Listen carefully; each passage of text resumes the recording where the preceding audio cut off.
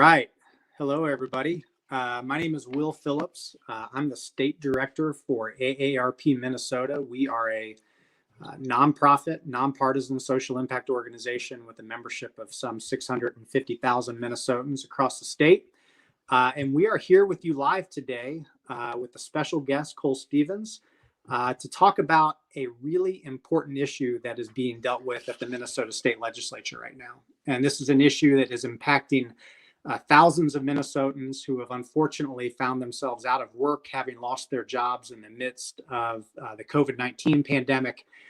We have people that are facing tremendous financial hardships, young and old, people of all ages, and they're finding themselves facing those hardships in a state that has a very discriminatory law that prohibits particularly younger workers and older workers from accessing hard-earned unemployment benefits that they have paid in through time as workers in this state.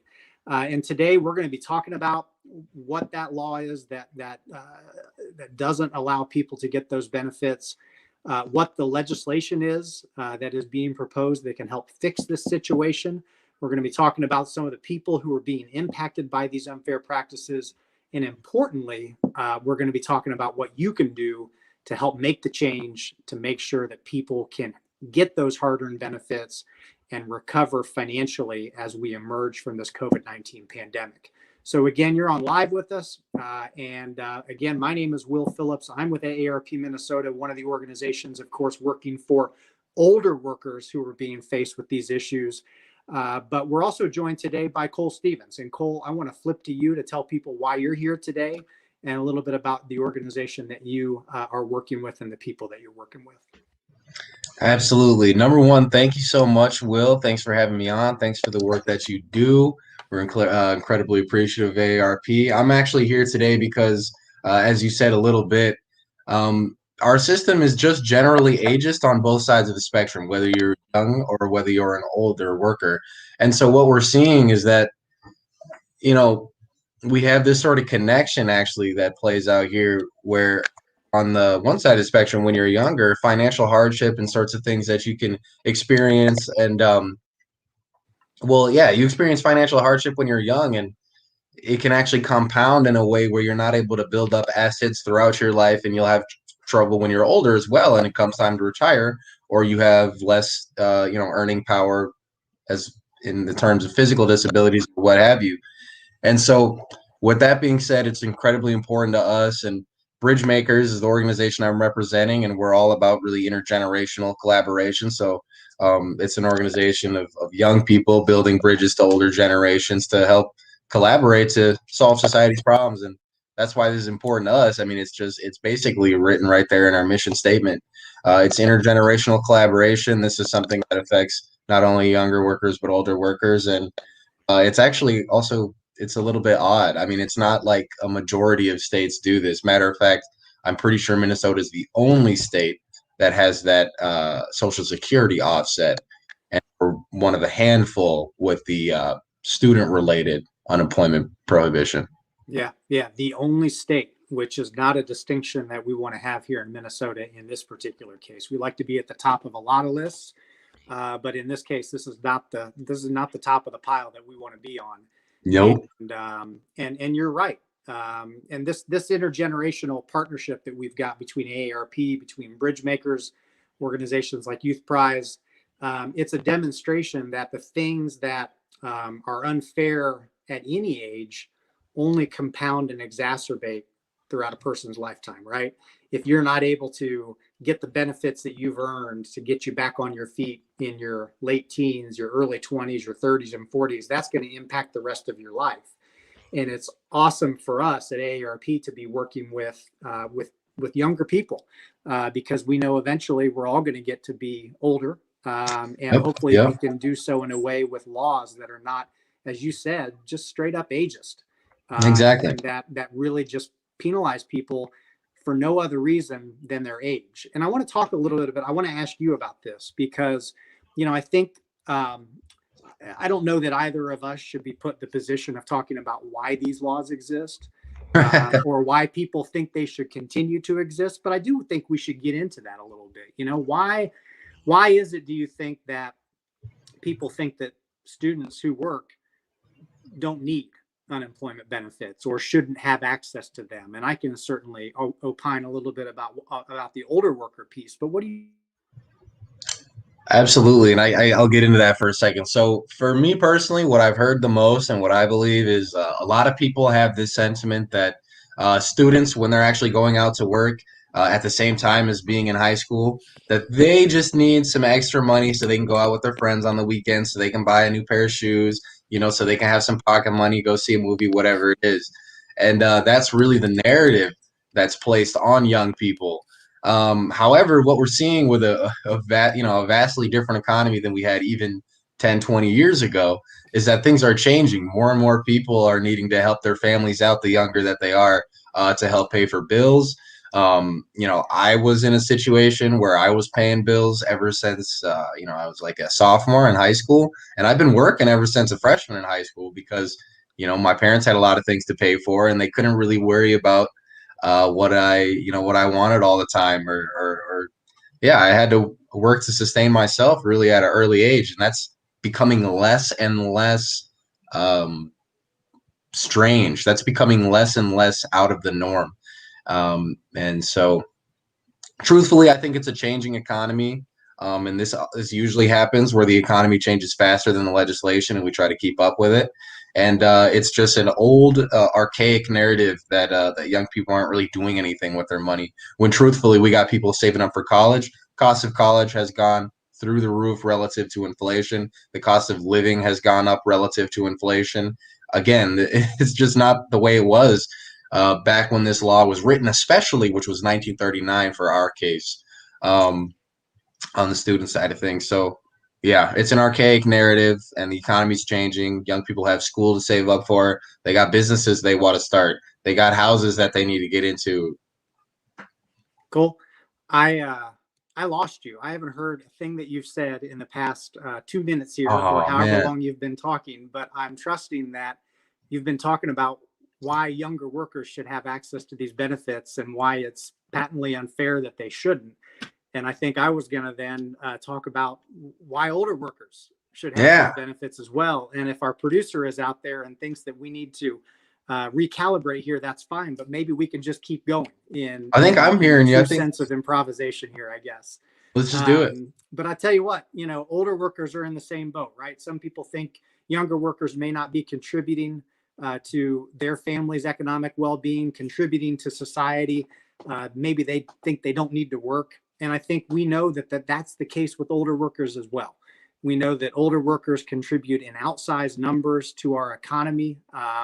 And we also know that, perhaps in the past, Social Security was sufficient for people to be able to make ends meet as they got into retirement age. But that is simply not the case. We know that people rely on Social Security certainly to help, but that the average benefit for Social Security is pretty minimal, and that it would be difficult for a lot of people to rely solely on that.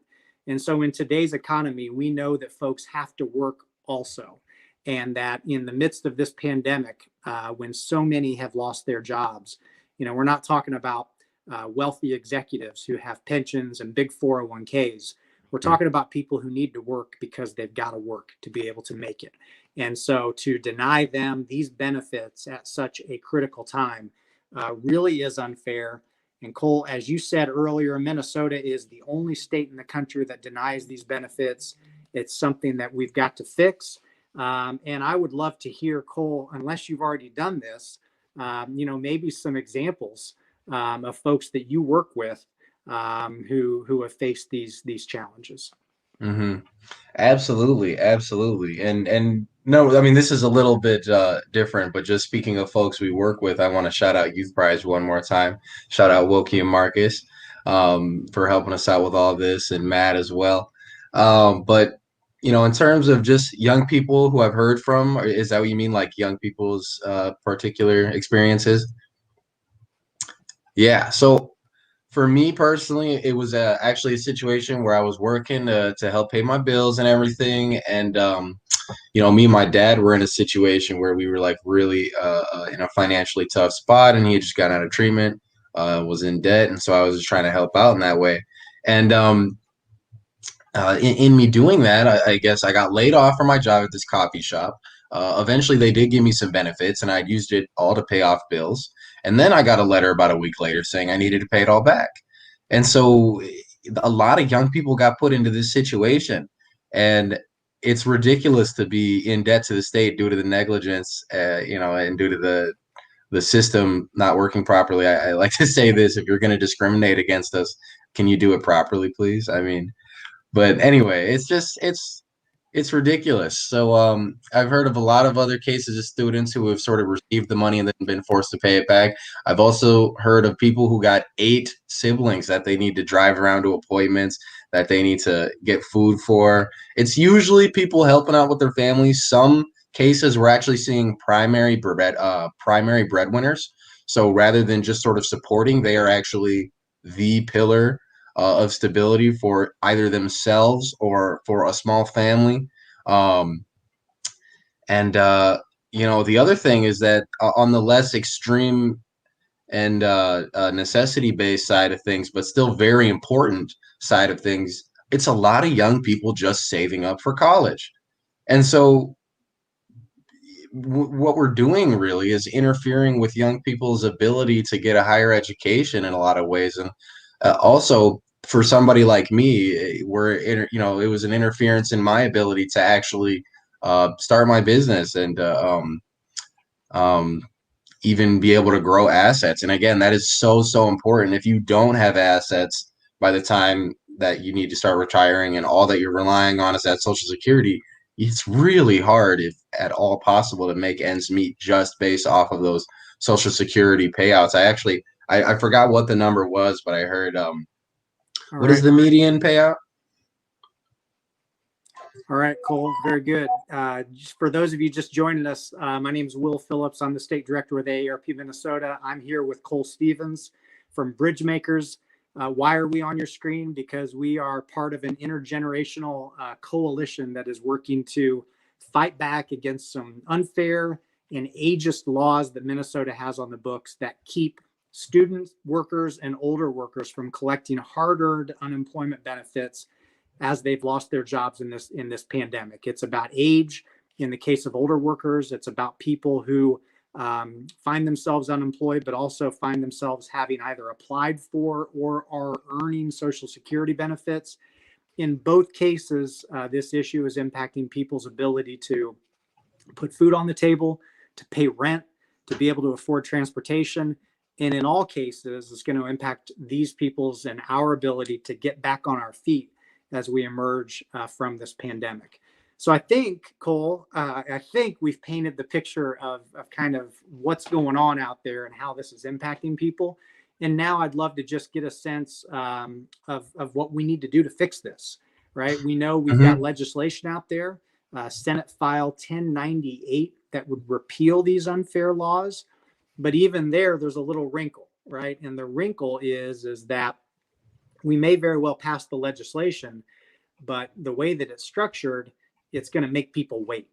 And I think the message that we need to get across here is that in the midst of a pandemic, and in the midst of being out of work now and needing assistance now, it is really untenable and unacceptable to ask people to wait years for benefits that they've been paying into the system to get.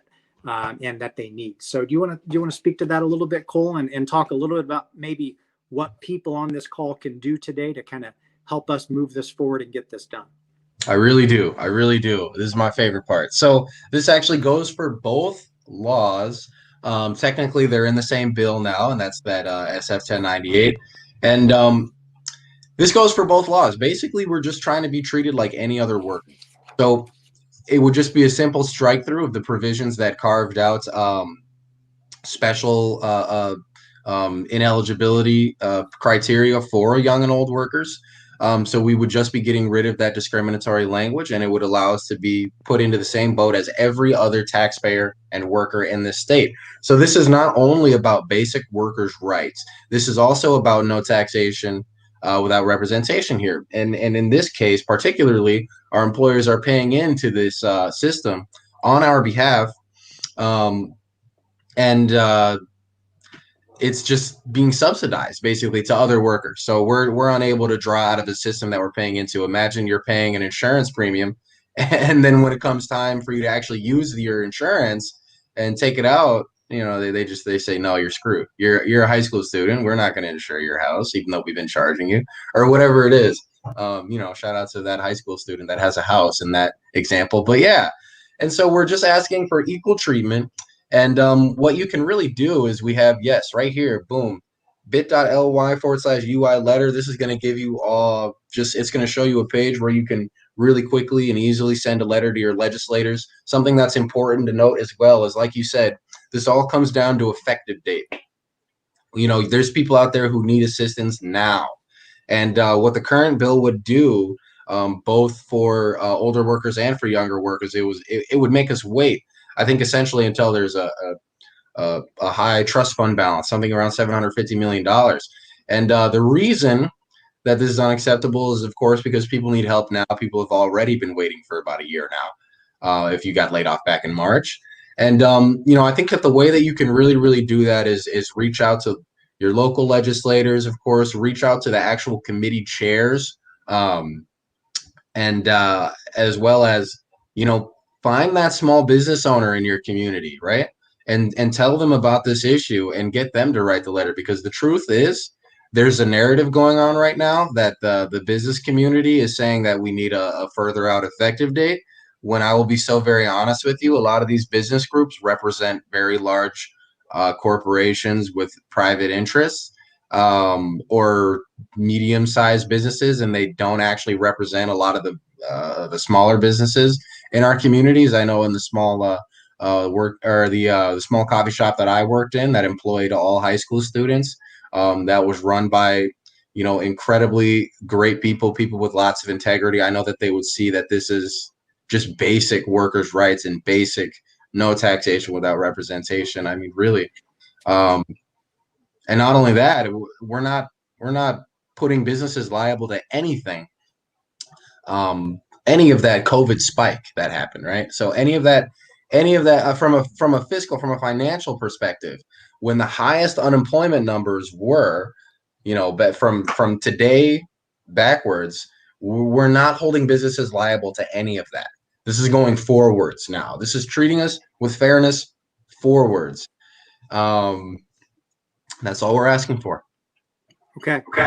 Well, Cole, it has been great talking to you. We are together, I think, representing a coalition of the younger and the older, all workers, all people who have faced challenges, as a lot of us have through the midst of this pandemic, finding themselves without work, finding themselves unable to access a benefit system that was designed for this exact challenge, right? This is when we need these benefits, and we need the legislature to step up, right? They've already taken a step by acknowledging the problem, acknowledging that it's patently unfair, it's ageist, and we need to do something about it. But now we need them to take the next step and acknowledge that if we don't make these benefits available today, that they're going to be really falling well short of providing the relief that they need for the folks who are feeling the pain right now in terms of job loss and an inability to access those benefits.